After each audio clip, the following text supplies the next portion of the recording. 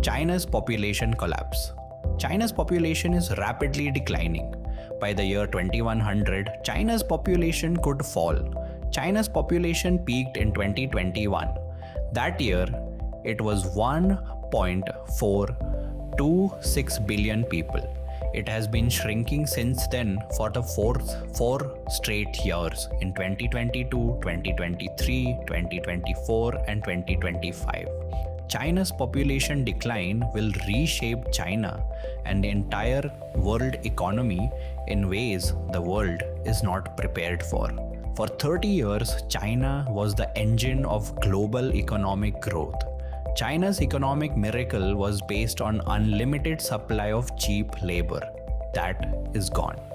China's population decline is already locked in because the generation that could have children is already too small. In 2025, there were only 7.92 million births in China, less than 8 million. That is the lowest since 1949. Lower than during the famine years, lower than during the dramatic turmoil of the Cultural Revolution. 10 years ago, there were 18 million births in China. That number has been declining ever since. China's birth rate plunged to a historic low of only 5.63 births per 1,000 people. The fertility rate is at 0.97 to 1.00 births per woman, well below the replacement rate of 2.1 births per woman. In 1980, it looked like China's population was exploding. China was heavily agrarian. Only 19% of its population lived in urban areas and 81% lived in rural areas. China was very poor. There had been frequent famines. The government was concerned. It imposed a one-child per family policy and strictly enforced it. At that time, the government could not predict that the rapid urbanization and economic growth would cause birth rates to decline naturally. For 35 years, one child per family was the law. That fundamentally altered China's demographic and generational makeup. It slowed population growth, but it brought unintended consequences.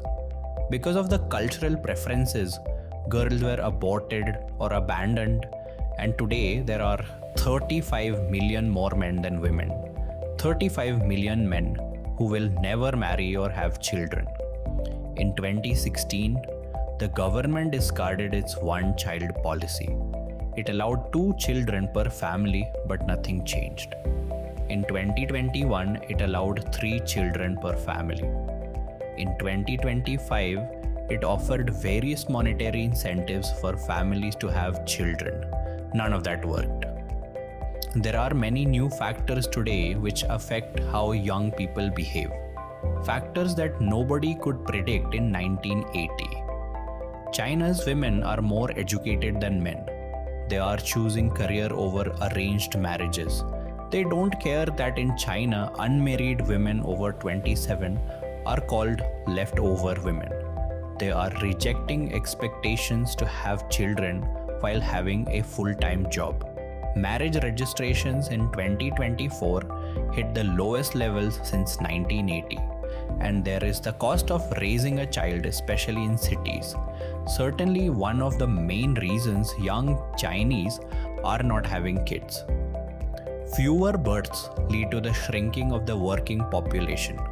The working population peaked in 2015 and has been falling ever since. It is rapidly contracting. Each year there are fewer working adults for every person over 65.